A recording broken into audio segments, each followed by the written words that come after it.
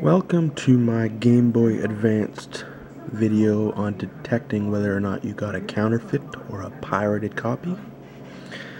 For this video, we're going to be looking at a few pictures. I'm going to discuss what to look for, and I'm going to show you how to open a game. First thing to look for is the tri-wing screws.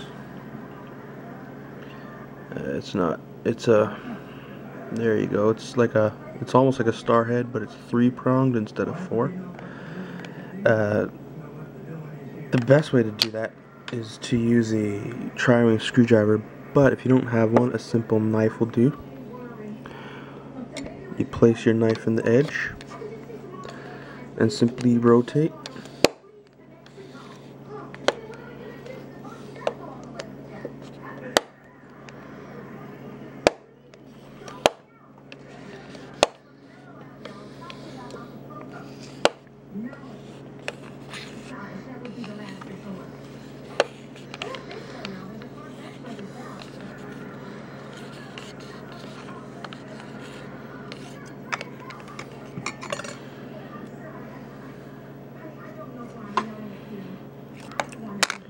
Take your game by the front, don't lose your screws, and you simply slide down.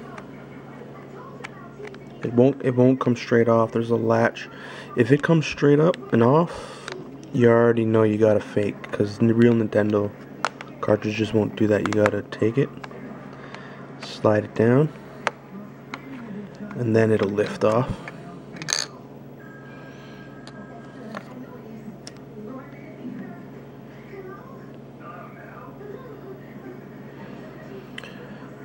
You can't really, I'm trying to focus it here, but you can't.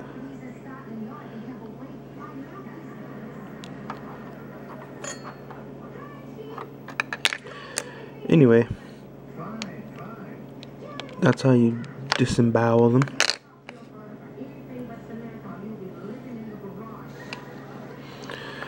Okay, here's a few things to look for. If you look on the back of the unit here, you should see where it says Nintendo.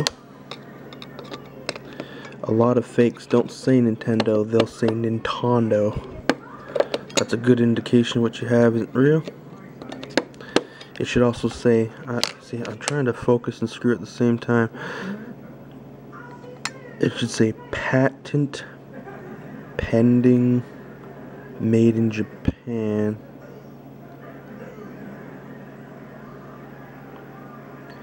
I can't get it to focus, so we're gonna just gonna go right to the pictures. Now, if the chip is wrong or the motherboard is wrong, that's a good indication. Without taking it apart, if you have a light, you can look inside, and you should see it should say Nintendo copyright. It should have a year and a serial number. It should be easily visible. If it's not, you have a fake. Another thing to look for is the label. A lot of the labels, they have errors, spelling errors. The picture is wrong. Google is a good indication, or I didn't even screw that in all the way. Google is a good place to look at what your label should look like. Sometimes the ESRB rating is in the wrong spot, or the Nintendo seal is in the wrong spot. A lot of chips as well. They don't look right. Nintendo stuff is all made in Japan, so if anything says made in China, you got a fake. Look at the soldering work where the boards are soldered with the chips. It should be very clean. Nintendo's work is immaculate. If there's any mess or any bad soldering, I'm gonna just do that later. I can't do it with the camera at the same time. If your game has a battery when it shouldn't, that's a good indication of it being fake. Cheap chips, where they use the black goop to hide the chip instead of putting it into a die, is a good indication that what you have is not real. On to the next picture here. The Nintendo labeling should be very vibrant. The coloring should be bold. Each letter should be crystal clear, easy to see. Your model number on the back. I already told you about the Nintendo. Every single cartridge, the model number should say AGB-002, and the reason for that is it's the model number, the part number of the gray case is the part number. I actually came across a fake that said AGB-004, and that's actually a recharging unit, so that was wrong. If it doesn't say a serial number here, all games will have a serial number visible. If that serial number is not present, guaranteed fake.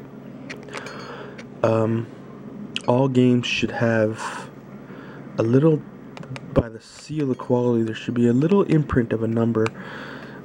Some games do get kind of worn out and you can't really see it, but it's there. If you look with a really strong light, it's there, you'll find it.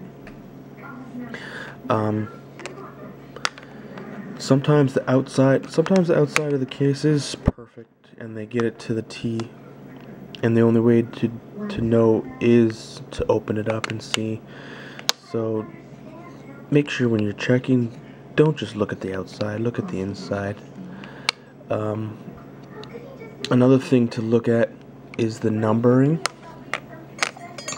inside. The serial number shouldn't be bold. It should be just like a perfectly squared font, not bold, no underscores, nothing like that. You can see by the picture what I'm talking about. Also, if you look at the picture where it says the real, what you're looking at right now, you can see the indent of the letters that I was talking about on that cartridge. That's there. Another thing to look for is the Nintendo seal of quality. Should be nice, vibrant, clear. It shouldn't be dim at all. The reason why they do that is because they can't legally say Nintendo or licensed and stuff like that, so they fuzz it up and stuff to hide the fact that for the I they maybe used a number 1, or the S is a number 5, and so forth. The serial and the font, if you look at this Bratz picture, it's a fake. If you look at the Nintendo seal of quality, it's fuzzy and it's in the wrong spot. The serial number, the font, they don't use that kind of font on any other games where it's an outline with an inner color. That's just not going to happen. It's a completely wrong font altogether. If you look at this game, the serial number is in the wrong spot. And if you notice, there's no Nintendo seal of quality, and it doesn't say licensed by Nintendo. Those things are completely missing. This is a fake. If you look at this, this one looks pretty good. To the untrained person, this is going to look a perfectly fine game. But if you read it, the BHXE is for this game, but not for this region. If you do a little homework, this game was never released in North America, and therefore the ESRB rating on that is wrong. It should be the foreign rating, whatever that is. Also, if you look up where it says Game Boy Advanced, it's not pressed in properly. It's a sloppy job. Other than that, it looks like it could be legitimate, but it simply isn't. If you look at this one, Lilo and Stitch to the untrained eye, again, everything looks almost perfect. The Nintendo is a little fuzzy, which would be a tip-off, but if you look at the serial number, it's too short. The middle section should always be, and it will never be, anything but 4 letters. AGB-LTE does not exist, therefore this is a fake. And once again, you can see up at the top where it's pressed into the plastic. Game Boy Advance is not pressed very well.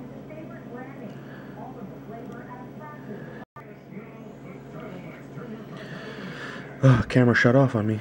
Here's another example. If you look at the motherboard, the chip is completely wrong. It shouldn't. Like, what chip is this? And look at the soldering work there. It's completely sloppy. There's no Nintendo above where the connection is made. There's no Nintendo or copyright or anything. This is clearly not a real game. So if you have anything like this is fake as well. If source of information will be posted in the link below. And now on to the gaming history website.